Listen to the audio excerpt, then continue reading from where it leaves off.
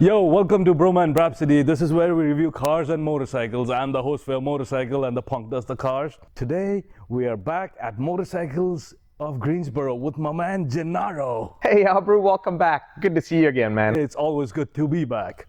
And what do we have today? The exciting, and the super exciting new Monster. It's the Monster Plus. And in today's episode, we're going to talk about this bike. I'm going to take it out on the road, take it out for a spin, share my thoughts with you guys, talk about the cost of ownership, and assign it a Bhromance score. If you're new to Bhroman, please give us a like and hit that subscribe button. It's me, it's your boy Bro, and I am your Bhroman.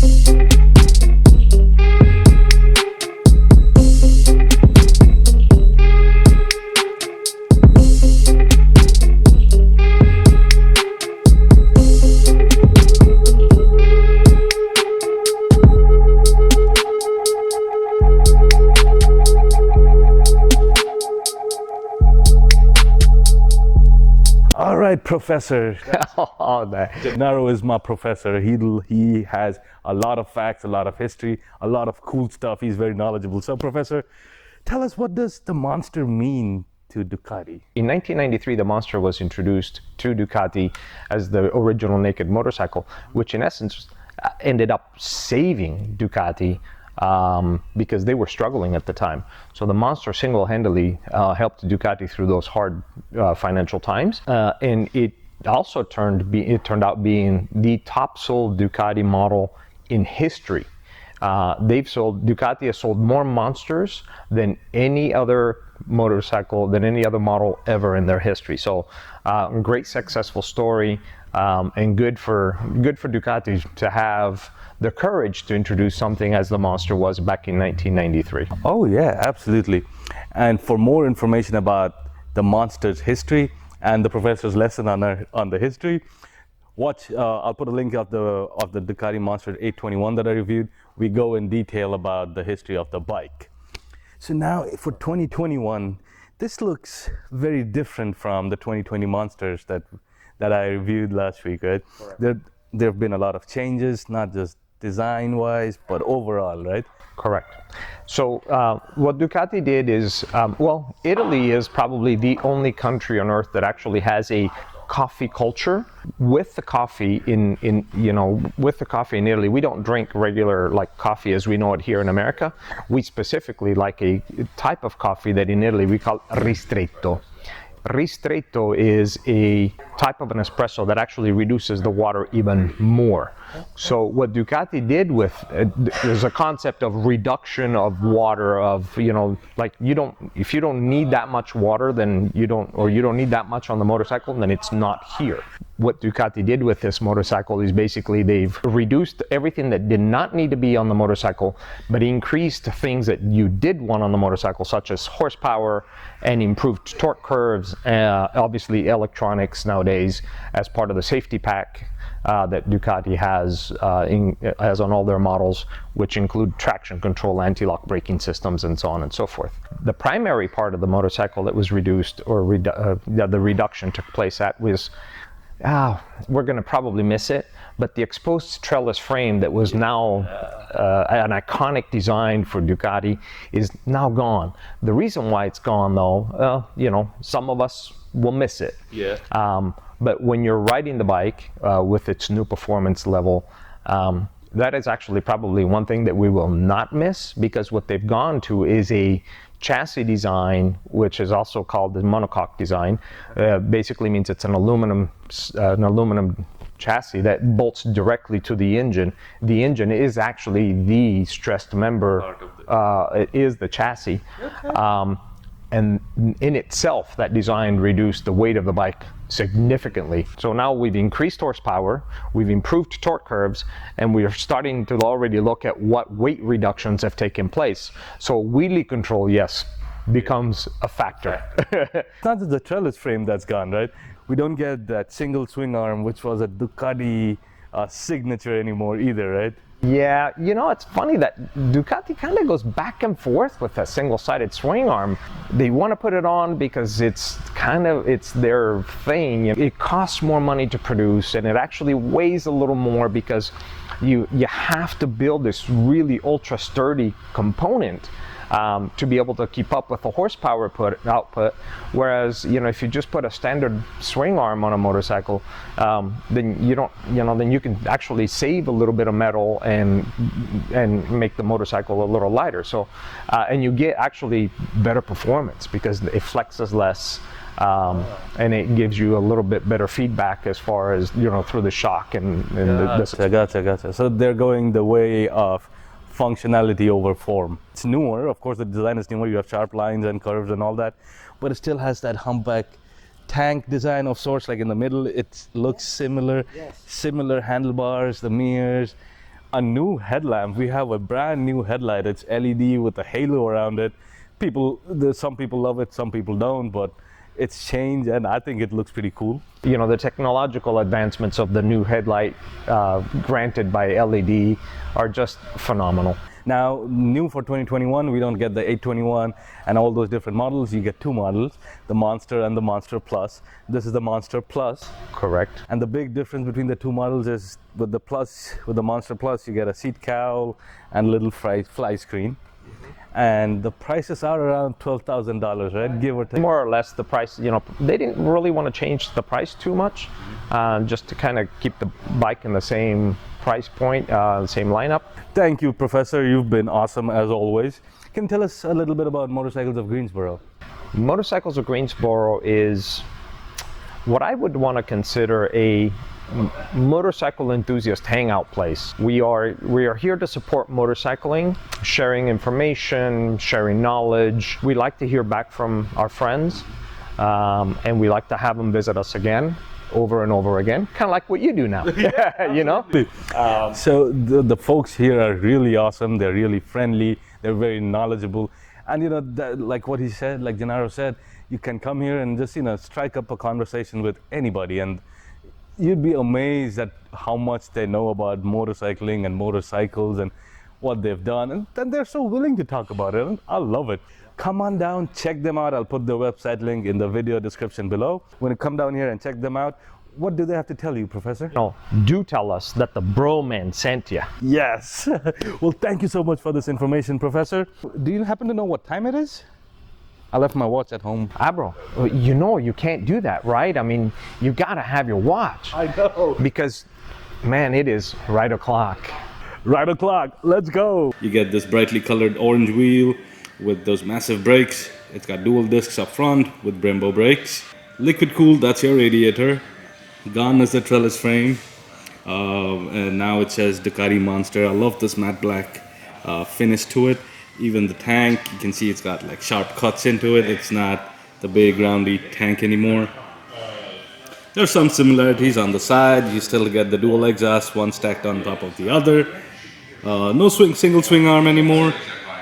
And since this is the Monster Plus, you get the seat cowl here. And that is the new headlamp with that halo that we were talking about. Right, Professor? Correct. Oh, check that out. Check that out. It's a newer dash as well. If you look at the 821, that had a different sort of dash layout. So on your left hand side you have buttons for toggling through the menu, high beam, low beam, that's your passing lights, turn signals, horn. On the right you have the kill switch and start. These are your Ducati daytime running lights, hazard button. And if you push down on this button, the turn signal one, that's when you can go through the various menu options that you get for you. So the first is riding modes, then we have the fuel indicator. Next one, your DRLs. You can have it auto or manual, which is cool. That's DPL. DPL is actually your launch control. You have 3 levels of launch. You have level 1, level 2, level 3. Level 1 is something you should stay away from. And once you select the mode, it says pull clutch, engage first gear, and open full throttle. Launch waiting, and launch you will. And for those launch modes, level 3 is the most intrusive one, whereas level 1 would be the most advanced one. So unless you're an advanced rider, do not try level 1 at home or anywhere. No keyless ignition, you guys. So the standard ignition, turn it on, and then you get that whole screen there. Cool. Let's get on with it, shall we? Let's do our first test and see how easy it is to make some U-turns with it.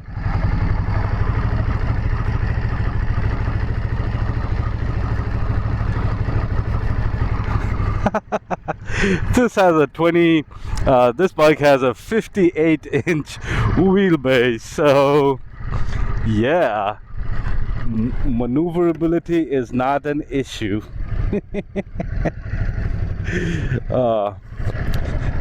As for the first impression, I don't have a big screen, none of that. This has that little LED screen there, gives you a lot of good information, and I am kind of sitting over on top of the tank, but not leaned in, super leaned into. I have to reach a little bit for the handlebars, but it's quite comfortable, I'd say. Quite comfortable. Before we do our second test, let's go ahead and put it in sport mode. So it's in sport mode. So let's do our second test. Let's do the pull test, shall we?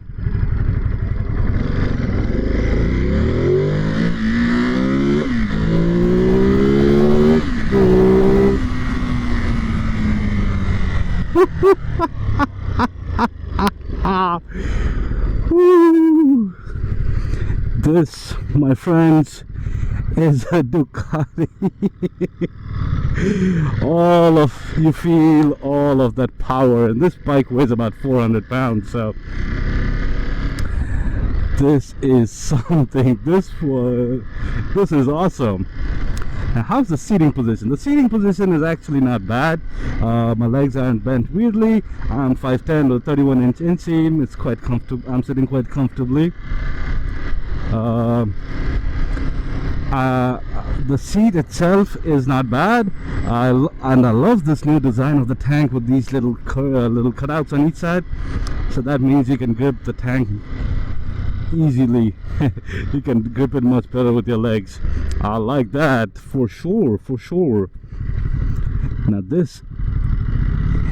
the Ducati Monster, it is, as the name suggests, a monster. A lot of power. See, let's give it some gas.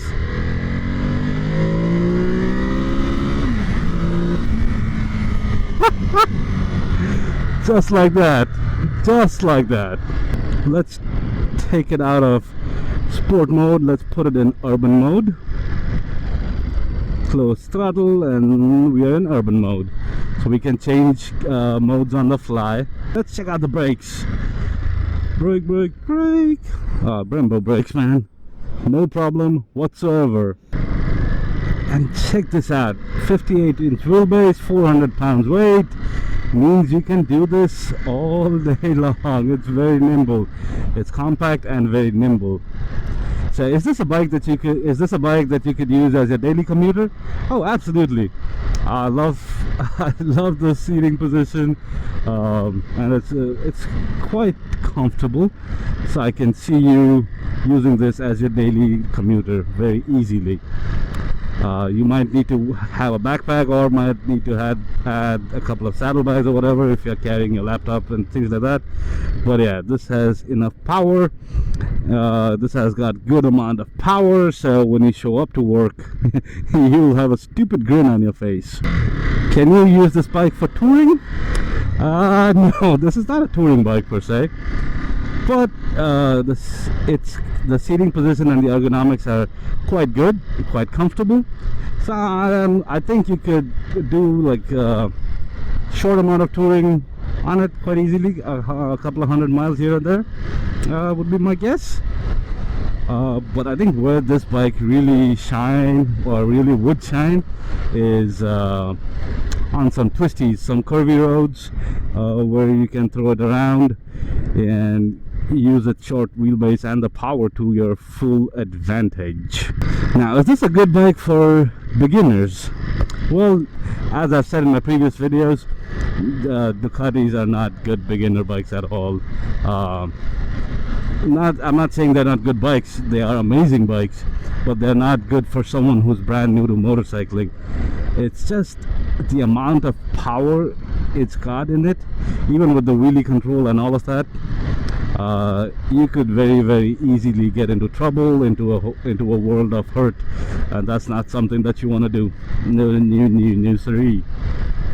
Now I'm riding it in urban mode, and in urban mode, it feels so docile than what it did in sport mode. And in sport mode, you could feel that the bike wanted to just go, and it just wanted to lift the front end up, and all the technology and the nanny systems were working hard against it. Like, nope, not today, bro, man, not today. But yeah, the new Monster, the new Ducati Monster, the Monster Plus. This is still very much truly a Ducati Monster. It may look a little different than the older Monsters, but it's just as insane and it's just as much fun. I love the balance on this bike. I could do this all day, and even the suspension is very nice. It's been eating up a lot of these bumps on the road. Now why don't you guys head back to the punk and wrap up this video while I keep riding this awesome bike. So let's talk about the cost of ownership for the 2021 Ducati Monster Plus. It requires a service every 9,000 miles or 1 year, whichever comes first, and that service should cost you about $450 at your local Ducati dealer. And the tires on this bike should get you somewhere between 7,000 and 8,000 miles. It'll all depend upon how you ride it. And a set of these tires, front and back, should cost you about 500 bucks. So over a 2-year period, assuming you ride 5,000 miles a year, you would need 2 services and a set of new tires. So that gives you a total of 1,400. Divided by the number of days, it's about $1.9 a day. Let's assign it a score, shall we? On the looks, it's a 9 out of 10. On the Braap, it's an 8 out of 10. On the maintenance, it's a 7.5 out of 10. And on the comfort, it's a 7.5 out of 10 for a combined Bhromance score of 8 out of 10. The 2021 Ducati Monster Plus is a completely redesigned bike, and it's just not the design elements that have changed. Some of its structural elements have changed as well. It doesn't have the trellis frame, it doesn't have a single swing arm. The tank looks different, the lights look different. It's got more technology in it, and I'm a big fan of the newer screen and the newer UI of the screen. So I really dig this bike. Now if you're in the market looking for a naked bike, something that's got power, something that's light, something that's sleek, something that looks sexy, then look no further than the Ducati Monster. Thanks for watching. I'll see you next week.